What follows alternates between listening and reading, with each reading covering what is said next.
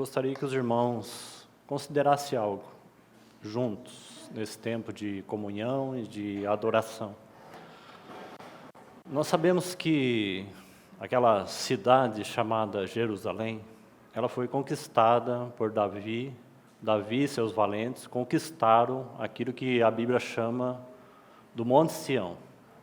Então, Jerusalém foi conquistada por Davi e seus valentes. E ali ele edificou a cidade chamada Jerusalém. Jerusalém é uma figura da Jerusalém celestial, a casa de Deus. E ali, então, foi construída aquela cidade fortificada, como a Bíblia chama, né? E também foi edificado o templo, o lugar da habitação da casa de Deus. O Monte Sião, o famoso Monte Sião, né? Que percorre aí a palavra de uma maneira tão bonita. E também o Novo Testamento, porque é uma figura, né? Uma figura da casa celestial de Deus, ou a Jerusalém celestial. O que eu gostaria de destacar é que esta cidade, ela é conhecida na Bíblia como a cidade do grande rei. Não é assim? Aquela cidade, ela, por um lado, quando ela estava mantendo uma relação adequada com o Senhor, ela causava espanto, temor, terror aos povos. Lá está a cidade do grande rei. Não é a cidade de um rei, mas é a cidade do grande rei. Então, se Jerusalém é o lugar da cidade do grande rei, o nosso Senhor, o nosso Deus, lugar da vontade de Deus e lugar da morada de Deus. Então, o templo, lugar da habitação de Deus, e Jerusalém, lugar da vontade de Deus, se completa. O que eu queria destacar para os irmãos, e até mesmo considerando o último cântico que foi entoado, a qual nós chamamos então esse grande rei de maneira em forma de louvor e de adoração. Acabamos de entoar um cântico dizendo que este grande rei, ele é majestoso e também glorioso. Ele é majestoso e glorioso. Ele é de fato o grande rei. Agora, a igreja, então, é uma figura, é a realidade desta figura, Jerusalém. E aqui estamos nós, reunidos e unidos como igreja, a realidade dessa casa de Deus, morada do grande rei. Então, irmãos, o que eu quero destacar com isso, para nossa meditação e reflexão, antes de seguirmos, até mesmo que este assunto que temos partilhado sobre a obra de Deus, toca essas coisas diretamente, porque estamos falando da cidade do grande rei, né? Então, gostaria de considerar 2 versos com os irmãos sobre isso. Aqui estamos nós, a realidade da casa de Deus, que é a igreja, né? A Jerusalém celestial. Um dos versículos está em Êxodo, capítulo 3, verso 5. E o outro, os irmãos já podem deixar em aberto, está em Josué, capítulo 5, versículo 14 e 15. Então, Êxodo 3, 5 e Josué, capítulo 5, versículo 14 e 15, em especial verso 15. Então vamos manter aí no nosso coração essa cidade do grande rei, o rei majestoso, como acabamos de entoar, o rei glorioso. Então esses 2 versos que nós vamos destacar, fala da presença deste rei glorioso. E queridos irmãos, diante disso, assim como Moisés, assim como Josué, nesses 2 versos, vamos ler, para deixarmos aí a reflexão, então. Verso 5. Deus continuou falando para Moisés, já que ele estava diante da presença de Deus naquela sarça que não se consumia, lá no deserto. Deus continuou: não te chegues para cá, tira a sandália dos pés, porque o lugar em que estás é terra santa. Josué capítulo 5, versículo 14 e 15. Josué havia acabado de entrar então na terra de Canaã, né? Logo ali em Jericó, e esse mesmo Deus vai se apresentar também a Josué, mas aqui como Deus dos exércitos, mas é o mesmo Deus. Josué diante deste Senhor dos exércitos, o mesmo Deus. Respondeu ele: não, sou príncipe, porque Josué havia perguntado aí no verso 13, né? Vamos ler aí. Estando Josué ao pé de Jericó, levantou os olhos e olhou. Eis que se achava em pé diante dele um homem que trazia na mão uma espada nua.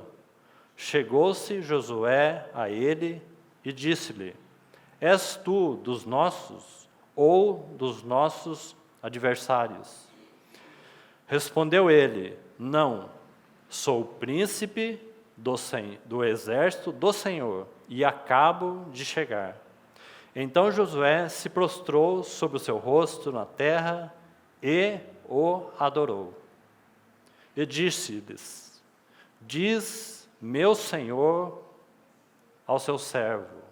Então, verso 15, a mesma expressão de Êxodo, capítulo 3, o verso 5. Respondeu o príncipe do exército do Senhor a Josué. Então, a resposta desse Senhor dos exércitos é a mesma daquela que Deus então fala para Moisés. Descalça a sandália de teus pés, porque o lugar em que estás é santo. E fez Josué assim. Então são essas 2 considerações que eu gostaria que nós fizéssemos, como casa de Deus e como igreja de Deus. Queridos irmãos, quando nós nos ajuntamos em torno da mesa do Senhor, porque essa mesa que foi posta, ela não é a sua mesa, ela não é a mesa da igreja, ela é a mesa do grande rei. Irmãos, o primeiro movimento que nós devemos fazer é exatamente estes. Porque essas são as palavras do próprio Deus para Moisés, diante da sarça que fala de visão espiritual, e Josué dentro já de Canaã, a cidade prometida por Deus, né? Diante de Jericó, a primeira cidade que vai ser conquistada, né? Aquela terra, Canaã, fala da promessa de Deus, e lá estava Josué dentro, então, daquela terra. E quem estava ali, até mesmo antes de Josué, é o Senhor dos exércitos. Josué faz a pergunta, querendo saber quem é aquela pessoa, achando que era um dos adversários, e, na verdade, Josué compreendeu que era o próprio Senhor, o Deus dos exércitos. O Senhor dos exércitos já estava ali, né? Porque sem eles não teriam conquistado Jericó. Então, diante da realidade espiritual, diante da mesa do Senhor, que é a mesa do grande rei, a igreja, que é a casa de Deus, a casa do grande rei. Então, o primeiro movimento, irmãos e irmãs, que nós devemos fazer, é tirar as sandálias dos nossos pés. Porque nós estamos diante, como nós acabamos de entoar, do Rei glorioso e do Rei majestoso. Então é assim que nós devemos nos achegar, fazendo esse primeiro movimento, em total dependência, porque nós estamos diante dele, do grande Rei, para prestar culto a ele, adoração e devoção a ele. E o caminho principal sempre será esse: despir as sandálias dos nossos pés, para que haja um caminho de adoração a esse grande Deus, a esse grande Rei, glorioso e majestoso. Então que o Senhor nos ajude, porque aqui está, em partes, a casa do grande Rei. E é assim, queridos irmãos e irmãs, que nós nos devemos achegar. Nunca podemos esquecer disso. A cidade do grande Rei. Então que o Senhor fale aos nossos corações. Nós somos a realidade espiritual da Jerusalém. Nós somos essa realidade. Porque, irmãos, fora disso, o que nós tínhamos para oferecer? Se nós perdemos o senso que a igreja é a casa do grande Rei, nós também estamos perdendo o senso de quem nós éramos. Essas duas coisas caminham juntas. Ou então perdemos o senso de quem nós éramos, então iremos perder o senso da casa do grande Rei. E quem nós éramos? À luz de Efésios 2, que nós estamos começando a falar alguma coisa. Nós estávamos mortos em nossos delitos e pecados. E éramos, por natureza, filhos da ira. O que nós podemos fazer diante agora do grande Rei? Tirar as sandálias dos nossos pés. Moisés só atravessaria aquele deserto, o Mar Vermelho, por causa deste grande Deus. Josué só iria conquistar Jericó, e aquelas muralhas seriam derrubadas por causa do grande Rei. Então gostaria de deixar essa reflexão para nós, ao nos achegarmos, especialmente em torno da mesa do grande Rei.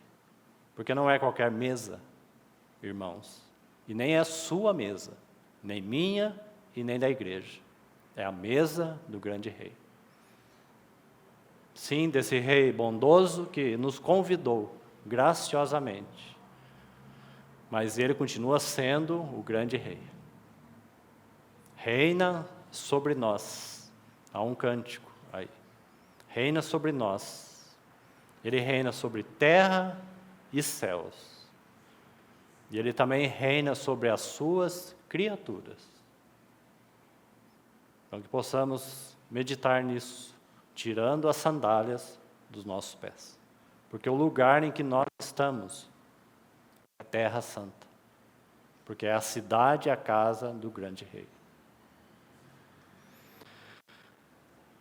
Então vamos seguir com a ajuda do Senhor naquilo que temos partilhado. Então vamos abrir lá a carta aos Efésios, capítulo 2.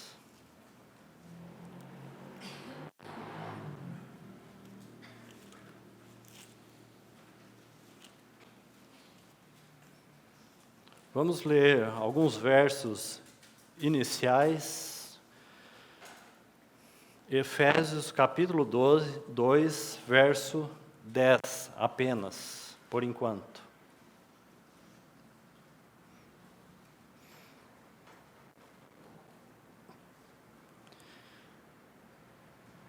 Pois somos feitura dele, criados em Cristo Jesus para boas obras, as quais Deus de antemão preparou para que andássemos nelas. Então esse é um versículo-chave para esse assunto que temos partilhado. Pois somos feitura dele, criados em Cristo Jesus para, indica finalidade, para boas obras, as quais Deus de antemão preparou para que andássemos nelas. Mateus capítulo 5.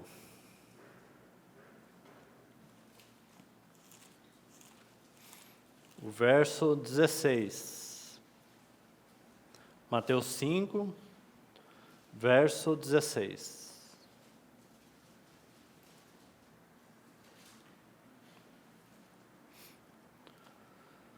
Assim brilhe também a vossa luz diante dos homens, para que vejam as vossas boas obras. Agora note aí uma outra expressão para a mesma finalidade, já que aquele para indica finalidade, né? Em outras palavras, se as boas obras não são manifestadas, perde-se a finalidade, certo? Então, as boas obras possuem uma finalidade. Então, veja aí, vossas boas obras e glorifiquem a vosso Pai que está nos céus. Vossas boas obras e glorifiquem a vosso Pai que está nos céus. Isaías capítulo 60.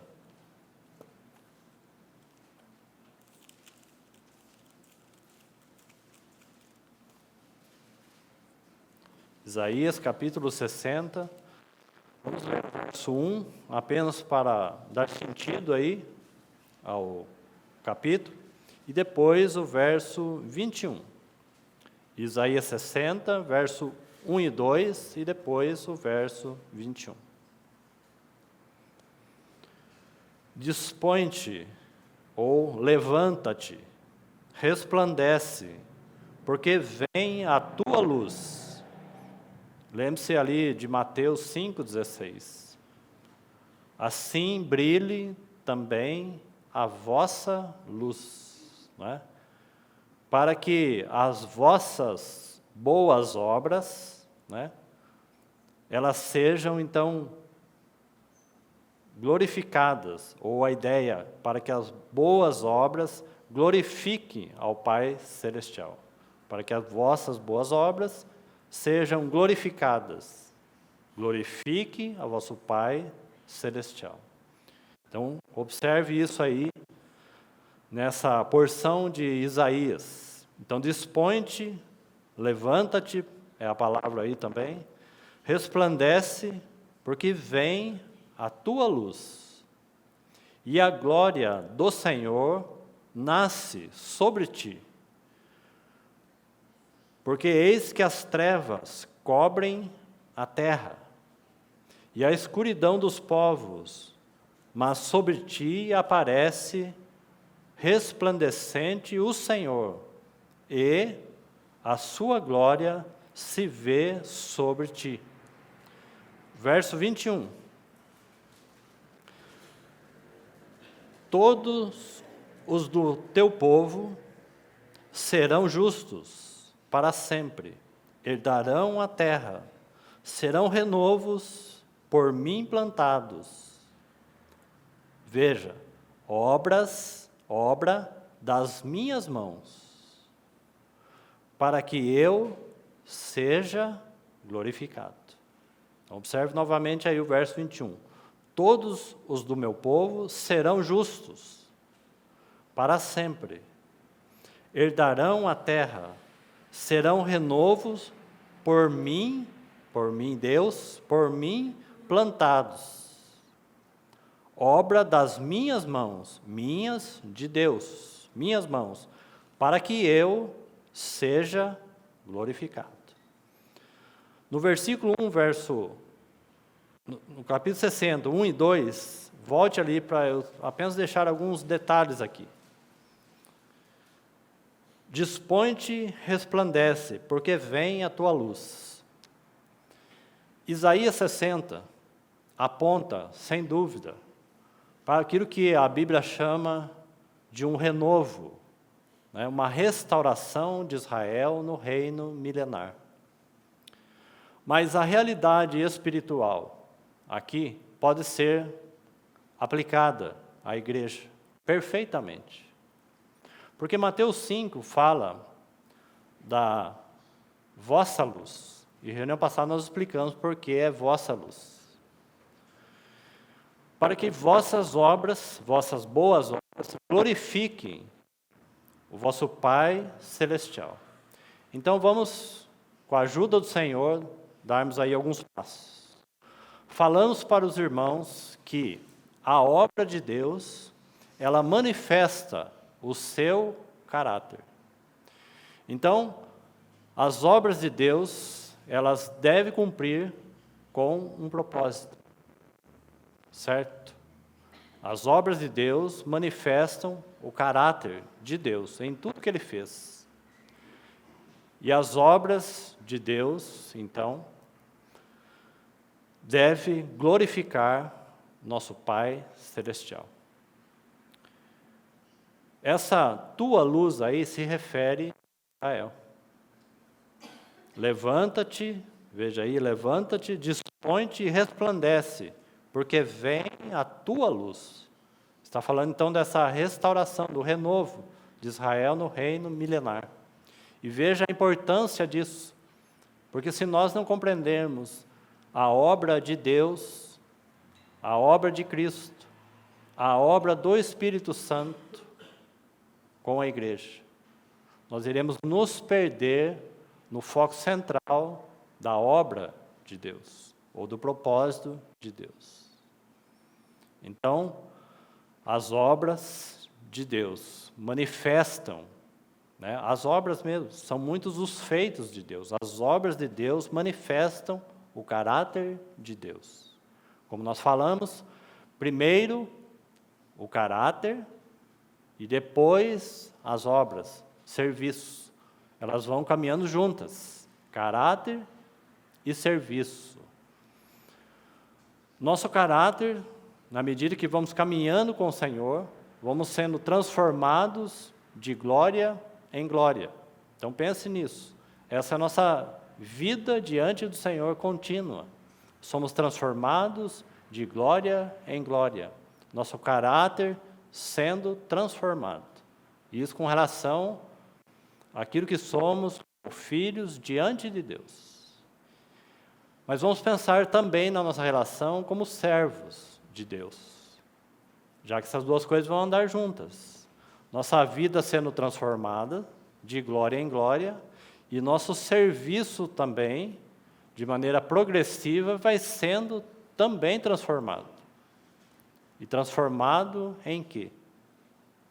Então, na medida que os filhos vão sendo aperfeiçoados no Senhor, então essas duas coisas não estão separadas, não é? Nossa vida de filhos, filiação, e nossa vida de sacerdotes, serviço. Entre uma coisa e outra, não existe, na verdade, um abismo, existe uma ligação. Por exemplo, nós não vamos ler nem abrir os textos hoje. A Bíblia chama esse processo da glória dos filhos de Deus, a Bíblia chama de adoção. Se você ler Romanos 8, você vai encontrar essa expressão, adoção de filhos. Se você ler Gálatas capítulo 3, capítulo 4, você também vai encontrar essa expressão de adoção, né?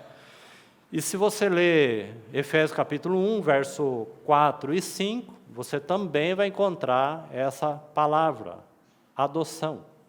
Somos predestinados para a adoção de filhos. Essa palavra, adoção, é ela que faz a conexão entre nossa vida de filhos e a nossa vida de serviço. Porque essa vida de serviço, ela também segue um progresso. Se a vida de filiação segue em um avanço, de glória em glória, transformando o nosso caráter, a vida de serviço deve ser uma vida contínua e progressiva de adoração. Nós não começamos a servir ao Senhor em plena adoração, mas é da vontade de Deus que o serviço possa progredir ou também ser renovado ou transformado de glória em glória, até o ponto principal. Então preste atenção, porque isso é muito importante. Até que o nosso serviço seja uma adoração. E isso é um progresso. Isso não ocorre, queridos irmãos, naturalmente falando. Não é porque cremos no Senhor, já somos filhos e somos servos, é que o serviço na casa de Deus já é uma adoração. Mas de glória em glória ele deve caminhar progressivamente, continuamente, em adoração. Porque esse serviço de adoração, irmãos, será realizado para todo sempre. Até mesmo quando o Senhor estabelecer novo céu e nova terra, onde habita a justiça. Talvez nós podemos pensar assim, bom, quando Deus então estabelecer novo céu e nova terra, onde habita justiça, não precisa fazer mais nada. Não. Nosso serviço deve culminar em uma adoração. Irmãos, é a base bíblica para você compreender serviço. Se o serviço não culminar em adoração, ele não glorifica nosso Pai Celestial. Então, no que concerne aos filhos, essa transformação de glória em glória. No que concerne aos serviços, glória mais glória, caminho à adoração. Serviço. Sacrifício de oferta é serviço. O sacrifício que agradou totalmente Deus o Pai foi a oferta do seu Filho, que caminhou como homem em um caminho, o caminho da cruz, rumo ao ápice da adoração, a cruz. Não foi assim? Então ali você tem uma oferta, serviço, né, de adoração. E aquilo foi subindo então para Deus como um aroma agradável ao seu Pai Celestial, porque ele cumpriu com a vontade de Deus. Então guarde essas duas coisas, porque elas são importantes. Porque estamos vendo aqui que as boas obras, elas devem cumprir com uma finalidade, né? Por um lado, foi para isso que o Senhor nos chamou, à luz de Efésios 2:10, né? Pois somos feitura dele, criados em Cristo Jesus, para quê? Para as boas obras, finalidade, né? Por que o Senhor nos fez servos? Para ficar sentado apenas no banco? Não, claro que não. Para ele encontrar em plena liberdade, no meio do seu povo, exatamente esse serviço mais elevado, a adoração. Porque quando isso acontece, ele é feito na liberdade, em amor, em gratidão ao nosso Senhor. É aí que o nosso serviço na casa de Deus passa a ser um serviço suave a Ele, né? Mas essas duas coisas têm que caminhar juntas. Então a adoção faz o elo, e eu já vou explicar por quê. A adoção na Bíblia, o sentido de adoção na Bíblia não é o mesmo do que nós entendemos. Porque nós entendemos que a adoção está ligado a você tomar uma criança ou alguém e colocar em outra família. É assim que nós entendemos a adoção. Amém, tem o seu lugar, né? De alguma maneira nós fomos tirados da família do diabo, né? E colocados na família em Cristo. Para o nosso entendimento é adoção. Mas quando a Bíblia usa estas palavras, ela usa, o Espírito Santo usa com um outro entendimento, aquilo que os romanos consideravam como adoção. E o que eles consideravam como adoção? Só aqueles que já eram filhos é que eram adotados. Então deixa eu te explicar. Aquele filho, né, era entregue a um tutor, ou um cuidador, um orientador. Então aquele filho era entregue a um tutor, para que esse tutor então vá concentrando sua atenção, porque isso aqui vai ligar essas duas coisas, nossa vida de filiação com a vida de serviço, caráter e serviço, ou obras, né? Então essa criança era entregue na mão de um tutor, né? O pai tomava essa criança, levava na mão de um tutor, de alguém responsável, e o que esse tutor iria fazer com essa criança? Ia instruir, ia capacitar esse filho, ia ensinar. E o que mais? Ia também, mediante o ensino, formar o seu caráter. Essas duas coisas ele fazia: ensinar e formar o caráter. Quando passava o tempo de adoção, então esse processo é a adoção para os romanos. Entendeu? O tutor, para nós hoje, é o Espírito Santo.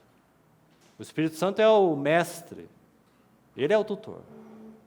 Então ele toma os filhos de Deus e passa a instruí-los na palavra de Deus.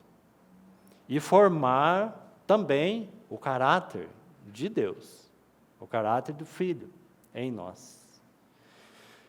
Então, nesse processo de adoção, quando essa criança estava aí na sua idade de maturidade, ela era devolvida ao dono da casa, o pai. Então, aqui vai entrar agora o quê? Serviço. Então, era feita uma cerimônia ali naquela casa. Era pego essa criança, levado ao dono da casa, ao pai. O tutor fazia isso e apresentava, então, diante desse dono da casa, da seguinte maneira: aqui está o seu filho amadurecido.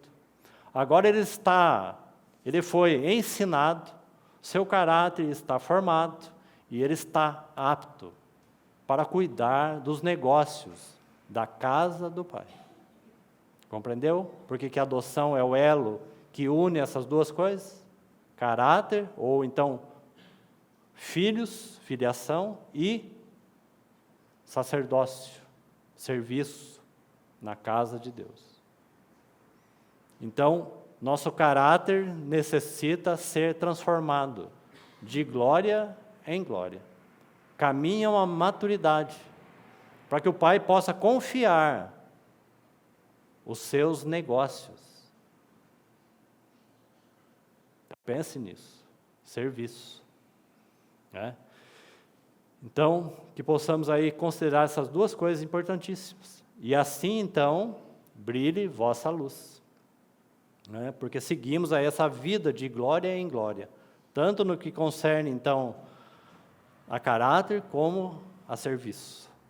Um caminho rumo à adoração. Deixa marcado aí Isaías. Abre em Apocalipse um único versículo. Os irmãos observarem isso. O último capítulo de Apocalipse, 22, capítulo 22 de Apocalipse, o verso 3.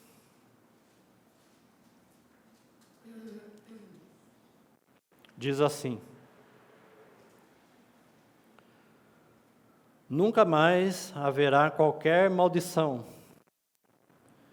Nela estará o trono de Deus, está falando de governo, consumado, né, na sua santa cidade, né?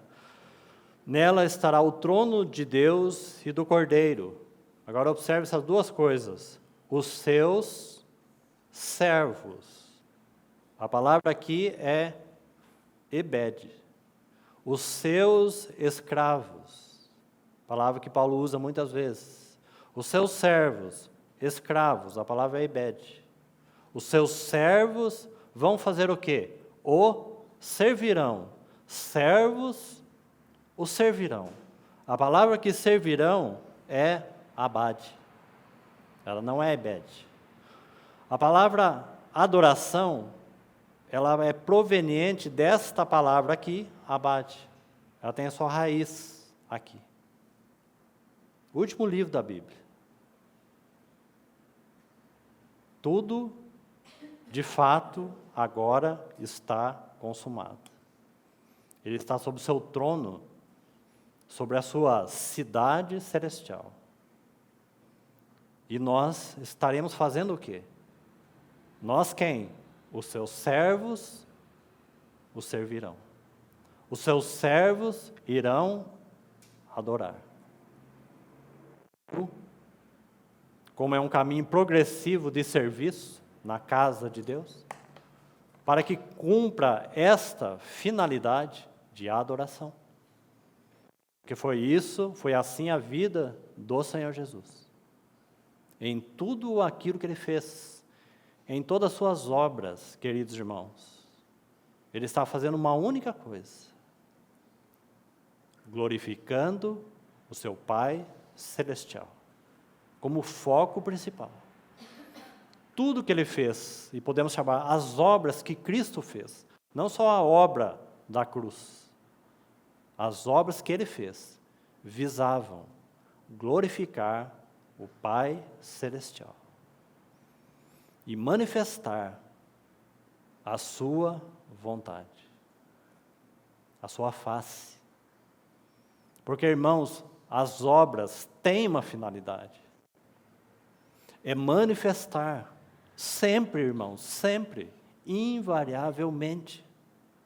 Porque toda a criação, queridos irmãos, de uma forma ou de outra, se você não vê assim, peça a ajuda do Senhor para você começar a ver.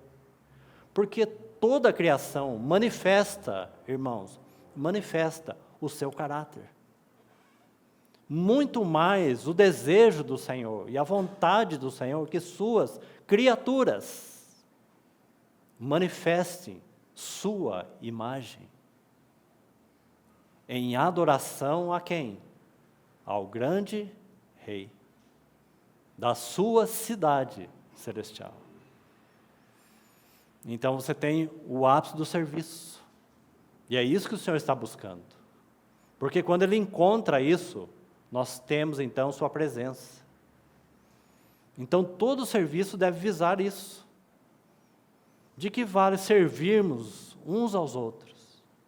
De que vale as obras, queridos irmãos, se a glória do Senhor, a presença do Senhor, não pode repousar entre nós?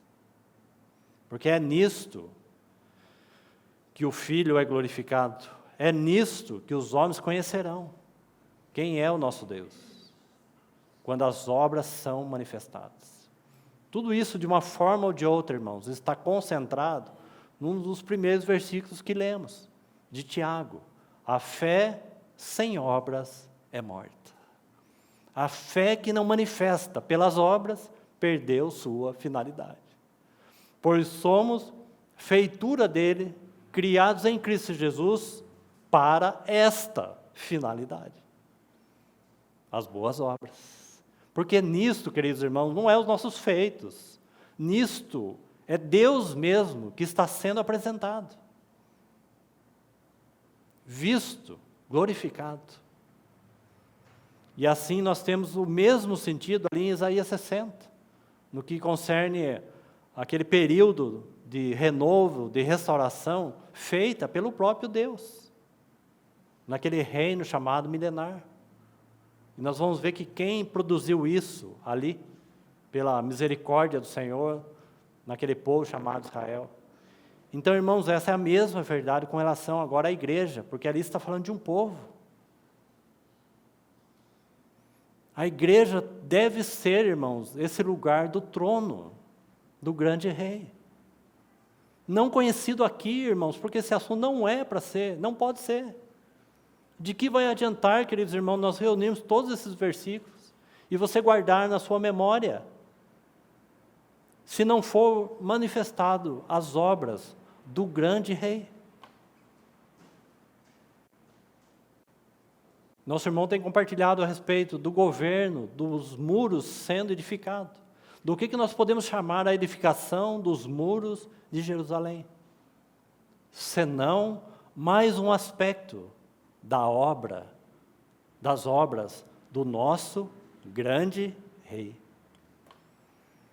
E você vai ver, na medida que os irmãos meditarem, junto com o compartilhar, vocês vão ver que o ápice da edificação do muro é o mesmo. Visava uma única coisa: presença de Deus. E o que é mais? Adoração. Porque senão perderia a finalidade até mesmo de construção dos muros. Quando você traça as etapas, por exemplo, de Esdras até Neemias, qual foi a primeira coisa, qual foi o primeiro aspecto dentro da obra de Deus, que está sendo realizada ali num período de restauração? O primeiro aspecto é que o altar foi edificado. Obra. Eles edificaram um altar. Mesmo que eles estavam diante do terror dos inimigos. Você vê? A questão da autoridade, do domínio e poder que foi dado à igreja, como nós já mencionamos alguma coisa sobre isso, está diretamente ligado à obra de Deus. Porque esse aspecto, queridos irmãos, foi perdido lá no Éden. O diabo só se tornou um usurpador. É por isso que quando o caráter de Deus é manifestado, tanto na sua criação, porque ela também deve ser restaurada, muito mais na sua criatura. Porque Deus criou o homem para isso. Para que ele possa exercer exatamente esse domínio. Esse poder sobre as trevas, irmãos. Isso precisa, com urgência, ser restaurado em nossos dias. Eles constroem aquele altar, ou restabelecem aquele altar, é a primeira coisa que eles fazem, mas não é o fim, é uma etapa. Mesmo eles estando diante dos inimigos. Então eles restauram aquele altar. E o que mais que eles vão fazer? O próximo passo daquilo que em Esdras chama de obra. A construção do quê? Da casa de Deus. Mais uma etapa. E em algum momento ali o inimigo encontra o caminho, interrompe a obra da casa de Deus. Você tem de novo a mão do nosso Deus soberano, de alguma forma, que agora estava além da capacidade daqueles homens, de Esdras, de Zorobabel. Então, no período em que cessa a obra por causa da investida dos inimigos, aí nós temos Isaías 64. Já que está aberto aí, abra lá em Isaías 64, o verso 4. Dá uma olhada aí.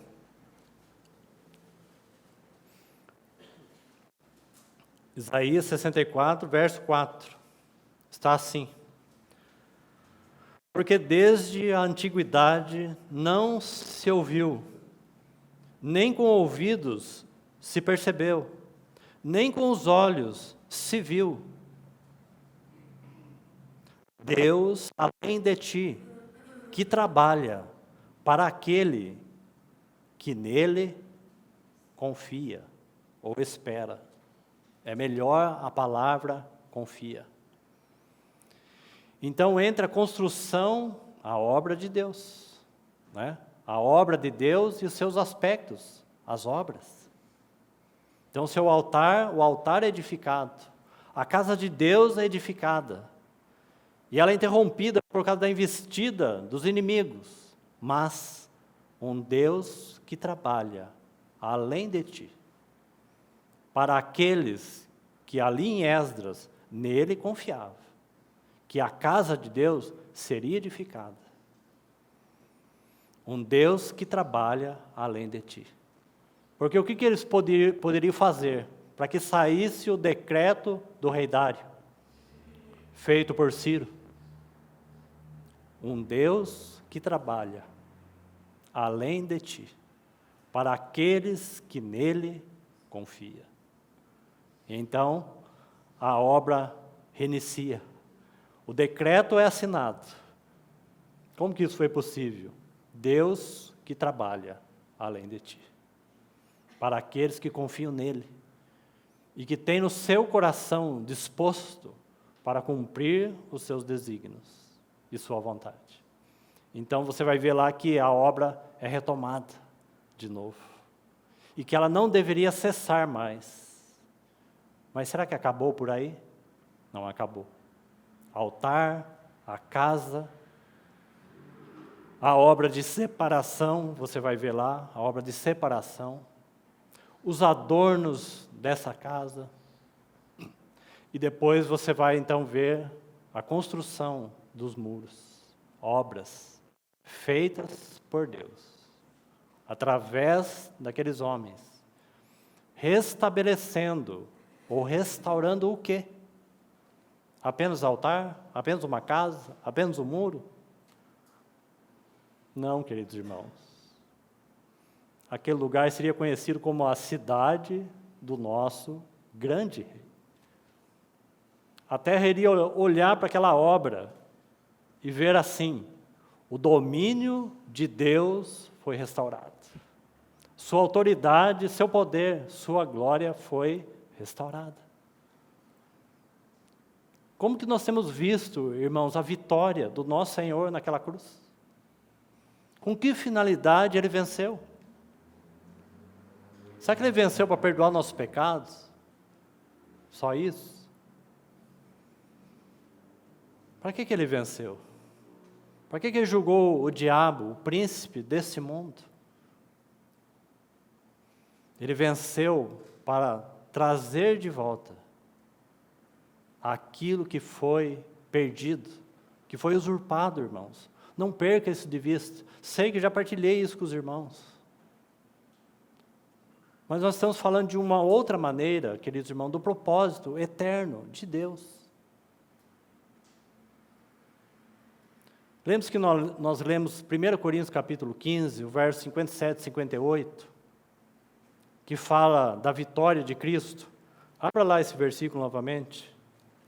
Então vimos aí em Apocalipse, apenas para os irmãos terem um vislumbre sobre isso, talvez falaremos mais à frente a respeito do serviço. Então, caráter e serviço, caminho à adoração, para que o Pai Celestial, o nosso Deus, seja glorificado. Finalidade, né, da obra de Deus.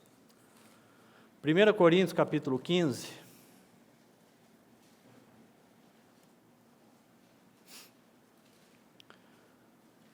vamos ler a partir do verso 54.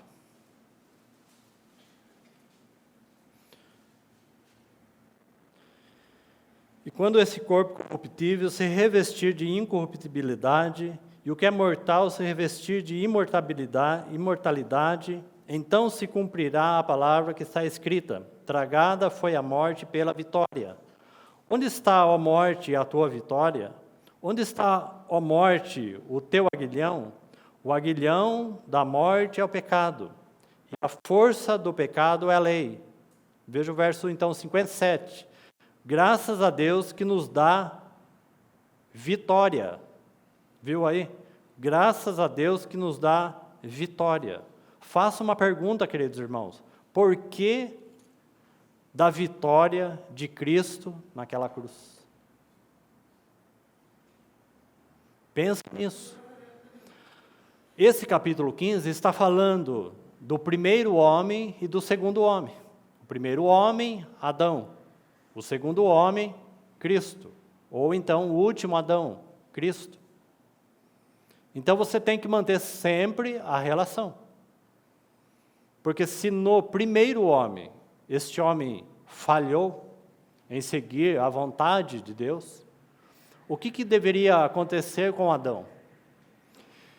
Ele deveria caminhar e ser ensinado. Veja o processo de adoção aí, a qual Adão deveria trilhar.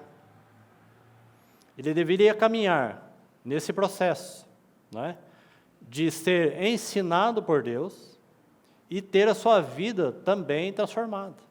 A sua vida de moralidade e moral deveria crescer diante de Deus. E dessa maneira, somente dessa maneira, é que Adão iria conseguir fazer o quê? Guardar o jardim, edificar e plantar. Porque o que Deus fez ali, quando Ele fez o jardim, é lançar as sementes. E você vai ver que depois da queda, lá em Gênesis, Deus vai dizer que isso não foi possível. Porque Adão, na verdade, ele pecou. Porque ele foi criado para isso. Para andar com Deus, sendo ensinado pelo próprio Deus, tendo sua vida transformada, né, para que assim ele pudesse fazer o quê? Edificar, cuidar, guardar o jardim de acordo com as instruções e o caráter de Deus. Né? Então, Adão foi enganado nessa questão. Ele é um homem. E a serpente conseguiu um caminho e usurpou, então, essa autoridade e domínio dada a Adão. Tudo isso, irmãos, é extremamente importante, como base e fundamento para compreendermos claramente, porque nós estamos gastando nosso tempo falando primeiramente da visão do propósito de Deus, da obra de Deus. E aqui é o início de tudo. Isso aqui não é o meio, isso aqui é o início de tudo. Nós nunca iremos servir, irmãos. Com mais tempo, nós chegaremos nos aspectos mais funcional do serviço. Mas é por aqui que nós temos que começar. Até mesmo já citamos, para que o serviço realize diante de Deus a adoração,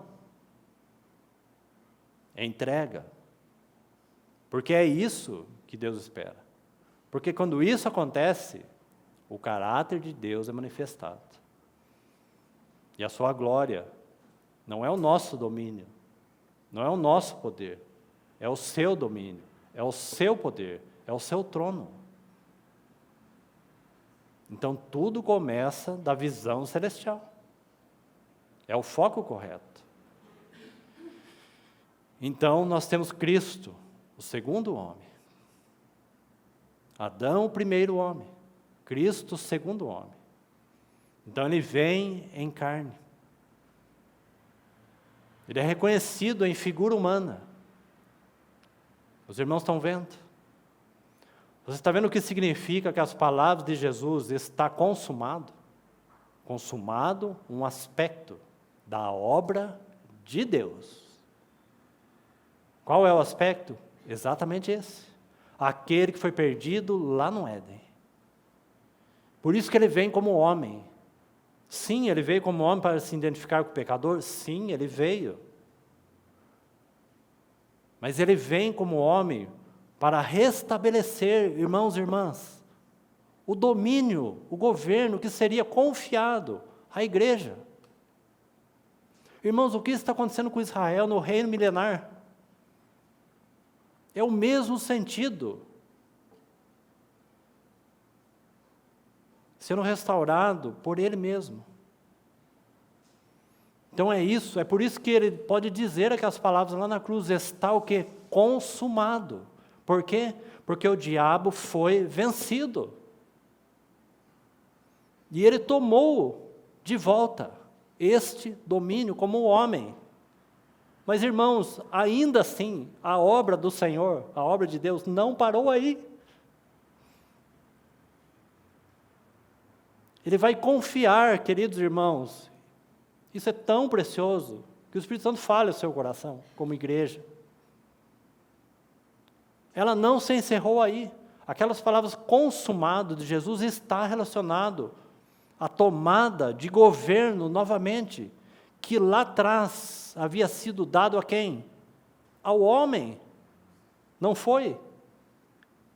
Estaria completo se Cristo agora não confiasse esse domínio, esse governo, para que o homem cultivasse e edificasse sua casa. Se ele não entregasse isso a quem? Ao homem. Estaria incompleto a sua obra. Não estaria?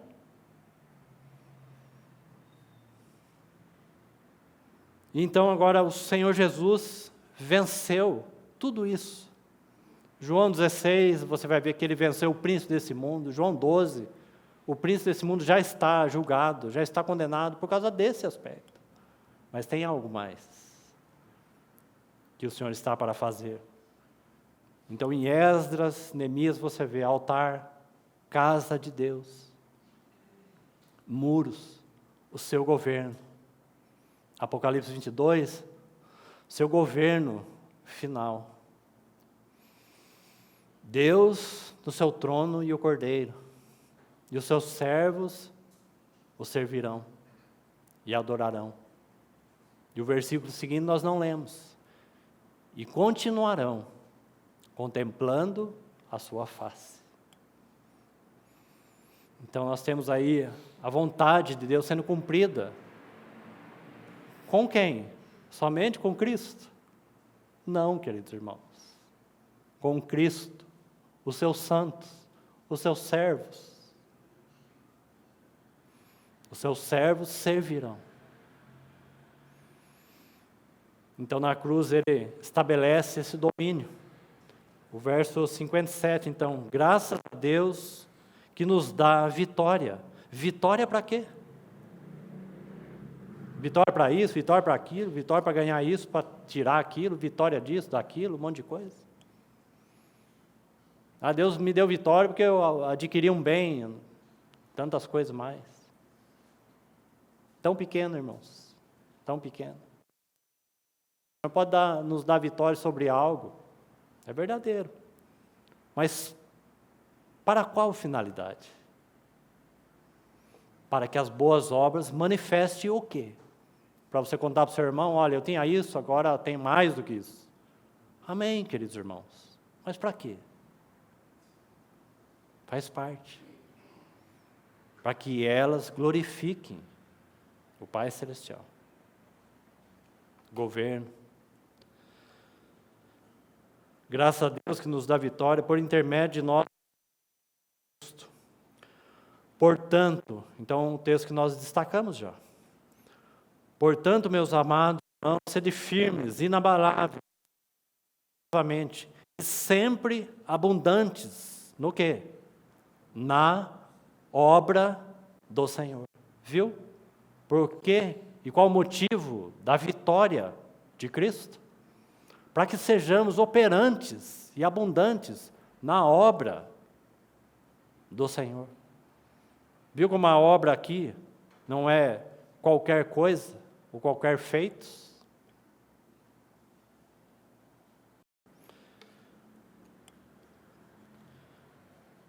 Verso então 58. Portanto, meus amados irmãos, sede firmes e inabaláveis, sempre abundantes na obra do Senhor. Obra do Senhor. Não é sua obra. Não é minha obra. Obra do Senhor. As obras têm que ser realizadas, irmãos, de Deus e em Deus e para Deus mesmo. Só assim os nossos serviços irão glorificar o Pai Celestial. Só assim. Feitas em Deus, para Deus mesmo. Sabendo, novamente, sabendo que no Senhor, o vosso, aí sim. Então, irmãos, todo esse tempo que nós usamos aqui, é para explicar Isaías 60. No Senhor, o vosso trabalho não é vão.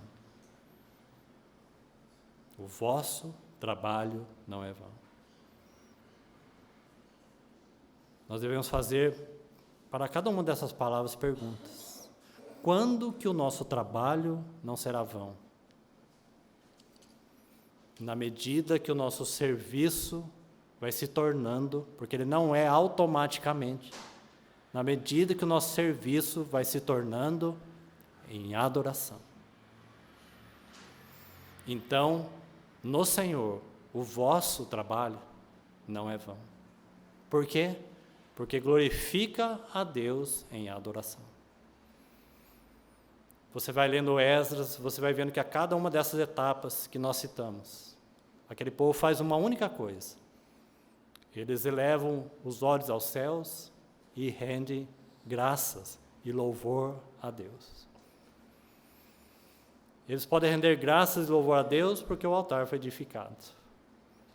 Eles rendem graças a Deus e celebram a Páscoa com festa, porque a casa de Deus foi construída e ornada. A cada serviço, uma adoração. A cada serviço, um louvor. Então nós temos esse processo de glória em glória, também no serviço. O caráter vai sendo mudado, o serviço vai sendo transformado em adoração. Então no Senhor, o nosso serviço não é vão, nele. Voltemos lá para Isaías, no capítulo 60, o verso 1 e 2. Aguente mais um pouquinho, queridos irmãos. Nós atrasamos um pouco para começar. Segure mais um pouco aí. Preste mais um pouquinho de atenção. Como costumo dizer, não tenha pressa. Provavelmente você não vai dormir na hora que você chegar na sua casa, né? Alguns vão dormir 1h ainda da manhã. Então, fique por aqui, né? Que o Senhor nos ajude. Entendo que cada um tem suas necessidades, amanhã tem que acordar cedo, cada um tem seus compromissos. Então, se você for acordar muito cedo, você tem que dormir cedo também. Não vá para sua casa e fique até 1h, 2h, né? Mas o que eu quero que os irmãos atentem mais um pouquinho, para que a gente não interrompa pelo menos uma porção aqui, que além de ser de extrema importância, né, mas um assunto de fato, de contemplação e de adoração, né? Esse é o propósito das obras de Deus. Se nós queremos dar um tema aí para essa comunhão de hoje, seria essa, né? O propósito das obras, plural mesmo, né? Das obras de Deus, e poderíamos colocar assim: foco, glória e serviço. O propósito das obras de Deus, foco, que nós queremos ainda seguir falando sobre isso, já estamos partilhando esse ponto principal aí, que foi perdido, né? Foco, glória e serviço. Então vamos aí mais um pouco. Dispõe-te, levanta-te, resplandece. A ideia aqui, porque vem a tua luz, é porque vem surgindo a tua luz. A tua luz aqui é de Israel. Quem é o resplandecente aqui? Israel.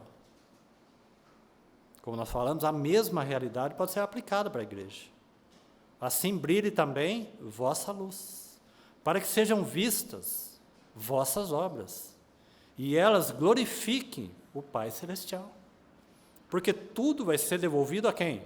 Ao nosso Deus e Pai.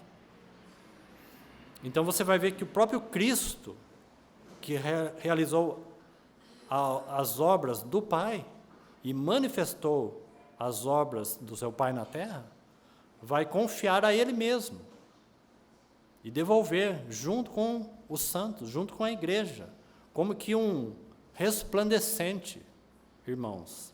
A igreja na terra é um grande luzeiro, onde brilha a luz do Senhor. Então, tua luz se refere a Israel.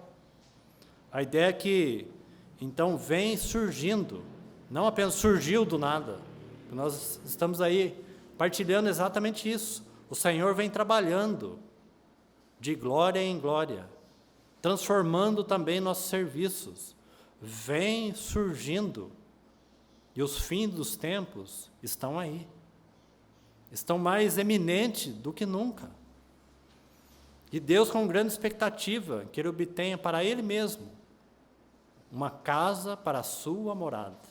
Não apenas indivíduos nas quais Deus já habita, mas uma casa onde Deus possa estar com os homens. Né? Então, deixa eu deixar 3 pontos aqui antes de explicar mais uma coisinha aí. E eu vou mencioná-las aqui de uma outra maneira, mas mostrando a mesma coisa a respeito do propósito de Deus. Então, no que concerne a obra para Deus, então preste atenção. O que seria a obra para Deus? A obra para Deus seria uma família de filhos, semelhante a seu filho primogênito. A obra para Deus. Uma família de filhos semelhante a seu filho primogênito. E a obra para o filho? A obra para o filho, uma igreja gloriosa, sem ruga, sem mácula, santa e sem defeito. Então, qual é a obra para o filho? Pois somos poema. Lembre-se?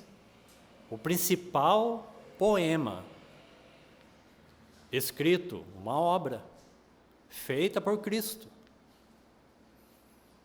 Então, a obra para o filho, uma igreja gloriosa, ou uma noiva adornada, para ele mesmo, para que seja a sua expressão mesmo. E a obra para o Espírito Santo. A obra para o Espírito Santo que está sendo realizado hoje é a edificação de uma casa para a morada de Deus eternamente. Deus, Apocalipse 21, Deus habitando com os homens. Para o Espírito Santo, a edificação de uma casa, lugar, onde Deus possa repousar entre os homens. Aí nós temos o quê? Deus sendo realizado. É por isso que citamos aquelas 3 divisões em Efésios 2. Vida de ressurreição, vida de reinado. Nós citamos essas 3 divisões não por entendimento de assunto. Vida se refere a essa realização. Seria o Senhor totalmente realizado por Ele ter ressuscitado e nos ressuscitado com Ele? Ainda não. Estaria Deus totalmente realizado por confiar, por nos fazer participantes do seu trono, vida de reinado, né? Porque nós somos sacerdócio real. Estaria Deus totalmente realizado? Ainda não. E aí você tem vida do quê? De realização. O qual é? Pois somos feitura dele. Então sim, vida do quê? De realização. Ele está realizado. Porque Deus conseguiu para si a família de filhos gloriosa. O Filho conseguiu para si a igreja gloriosa, uma noiva adornada. E o Espírito Santo edificou uma casa gloriosa para o lugar de repouso de Deus. Então sim, então haverá novo céu, nova terra, onde habita justiça. E lá nós seguiremos, em plena realização dele, em primeiro lugar, e nossa. Dele e nós. É isso que nós temos um aspecto aí que está acontecendo com Israel no reino milenar. Dispõe-te e resplandece, porque vem a tua luz. E, claro, as duas coisas juntas, né? A luz de Israel e o que mais? E a glória do Senhor nasce sobre ti. A mesma ideia. A glória do Senhor vai se erguendo sobre ti. Né? É a melhor ideia aí, não é nasce do nada. A glória do Senhor vem erguendo sobre ti. A ideia é mesmo de um nascer do sol. Né? O sol não aparece lá no alto, ele vem nascendo, né? Como que surgindo gradualmente. Né? Nasce sobre ti. Verso 2. Porque eis as trevas cobrem a terra. Então, quem, queridos irmãos, preste atenção, quem é responsável por dissipar hoje as trevas? Queridos irmãos, o domínio já foi retomado. O diabo já foi vencido. A autoridade, graças ao Senhor, foi devolvida à igreja. A porta do inferno não prevalecerão contra ela. Viu? Então, quem é responsável de dissipar as trevas? A igreja, junto com o Espírito Santo. Porque eis que as trevas cobrem a terra, e a escuridão os povos. Agora veja novamente. Mas sobre ti, a mesma ideia, vai surgindo. Está vendo que não é a glória de Israel em si mesmo? Mas vai surgindo, mas sobre ti aparece, resplandecente, o quê? O Senhor. O que é isso, queridos irmãos? A manifestação das obras de Deus, não é? O que está acontecendo aqui? Sobre as trevas, a manifestação de Deus, do seu caráter, do seu domínio. Sendo visto, resplandece. O resplandecer do Senhor em Israel. O resplandecente Senhor, agora sim, e agora a sua aí, sua de Deus, né? E a sua glória, glória dele, se vê sobre ti, Israel. E aí nós temos o verso 21, para terminarmos hoje por aqui, porque nós já avançamos no nosso tempo.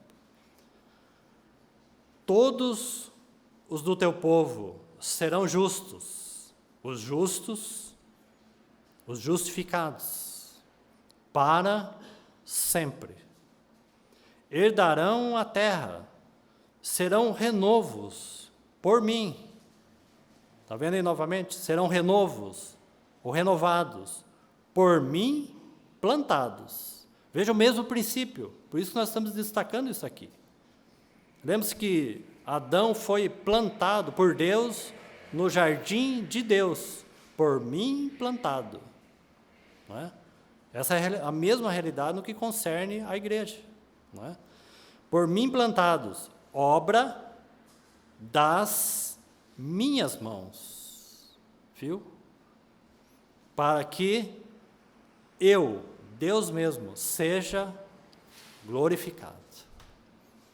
Que o Senhor nos ajude, que nos dê um espírito correto para meditarmos nestas coisas. Irmãos, eu e você somos obra das mãos de Deus, com uma única finalidade: glorificar a Ele mesmo, ou manifestar quem Ele é. Então, que o Senhor fale conosco, e vamos orar e agradecer ao Senhor. Querido Pai Celestial, nós te agradecemos e confiamos a Tua palavra, essa meditação em Tuas mãos. E pedimos ao Teu Espírito Santo que lance luz sobre os nossos corações.